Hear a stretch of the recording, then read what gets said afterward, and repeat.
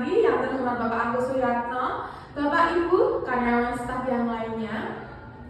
Izin untuk mempresentasikan tentang materi pelatihan Customer Excellence PT Triangle Retailing Indonesia atau TRI. Oke, baik. Pertama, perkenalkan saya Tata sebagai manajer area PT Triangle dan bersama Ibu Diah Ardita Arunsari dan Bapak Khalid Akbar sebagai manajemen area juga. Yang pertama-tama kita masuk kepada pendahuluan. Customer Excellence sendiri adalah kemampuan memberikan pelayanan yang terbaik kepada pelanggan agar terciptanya pengalaman yang berkesan. Jadi kita sebagai staff manager, sebagai karyawan, berikan kemampuan yang terbaik kepada pelanggan agar pelanggan itu mempunyai kesan tersendiri kepada lifewear kita. Yang kedua, TRI berkomitmen untuk membangun budaya pelayanan unggul yang berlandaskan nilai lifewear dari kenyamanan, fungsionalitas, dan kesederhanaan. Jadi kita sebagai karyawan juga harus mempertimbangkan untuk membangun budaya pelayanan yang unggul. Terus yang selanjutnya, pada ini kita masih menemukan kendala dari perbedaan standar pelayanan antar toko dan tim, dan tingginya rotasi karyawan. Belum. Yang kedua, dari studi kasus dan analisis kebutuhan pelatihan. Kita mempunyai studi kasus.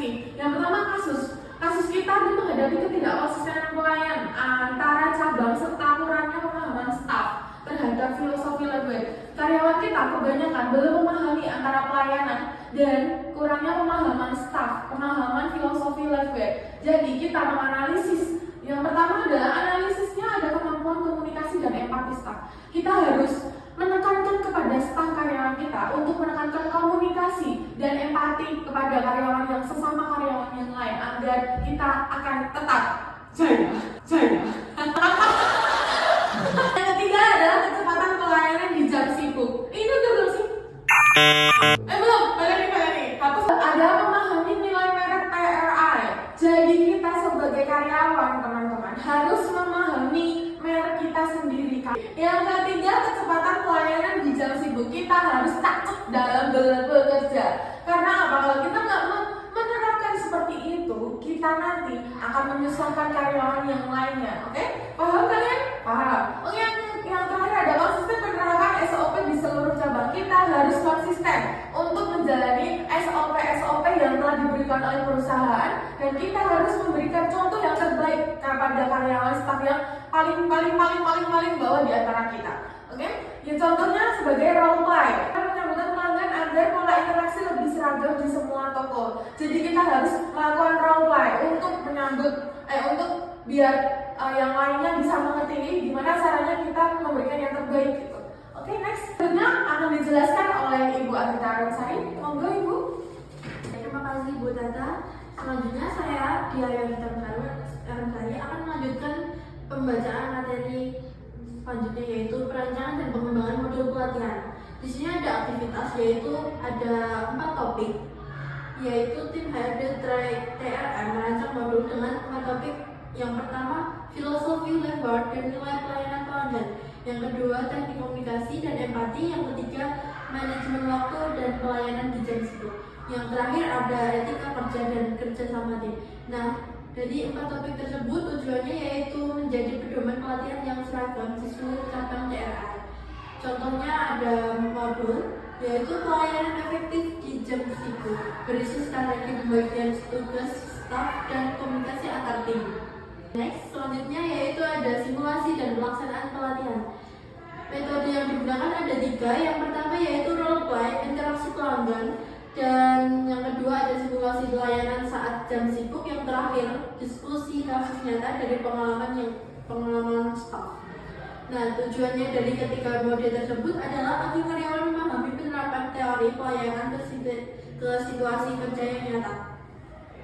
Contoh simulasinya yaitu ada customer first impressions. Staf dilatih menyambut pelanggan, membantu membeli produk, dan menangani keluhan dengan profesional. Nah, selanjutnya akan dibacakan dengan teman saya, rekan saya, Pak Fale. Silakan Pak Fale. Terima kasih Ibu Asdarum. Baik, saya Faliabar Pratama. Saya akan menjelaskan evaluasi program pelatihan. Metode evaluasi model Patrick. Yang pertama adalah action, yaitu mengukur kepuasan peserta terhadap pelatihan. Yang selanjutnya adalah learning, yaitu menilai peningkatan pengetahuan dan keterampilan. Yang selanjutnya adalah behavior. Behavior apa itu? Behavior adalah melihat perubahan perilaku di tempat yang kering. Yang selanjutnya adalah result. Result yaitu mengukur dampak terhadap kepuasan pelanggan dan penjualan. Contohnya adalah survei kepuasan pelanggan sebelum dan sesudah pelatihan. Selanjutnya saya akan menjelaskan hasil dan dampak pelatihan. Yang pertama ada staf lebih memahami nilai life gear dan cara penerapannya. Selanjutnya layanan pelanggan lebih cepat dan konsisten. Yang ketiga, komunikasi meningkat di jam sibuk. Yang selanjutnya, kepuasan pelanggan dan penjualan toko naik signifikan. Di sini selanjutnya kesimpulan. Melalui pelatihan customer excellence yang sistematis, mulai dari DNA, perencanaan modul, simulasi, hingga evaluasi, PT Triangle Retail Indonesia berhasil membangun budaya pelayanan yang unggul yang konsisten di seluruh cabang. Pelatihan yang berkelanjutan dan berbasis evaluasi membantu perusahaan memastikan bahwa setiap staf memahami nilai pelayanan yang menjadi standar TRI. Terima kasih. Sekian dari pemaparan yang dapat manajemen kami yang sudah manajer kami sampaikan dari Customer Excellence PT Triangle atau TRI. Semoga layanan utama dari manajer kami meningkat. Assalamualaikum warahmatullahi wabarakatuh.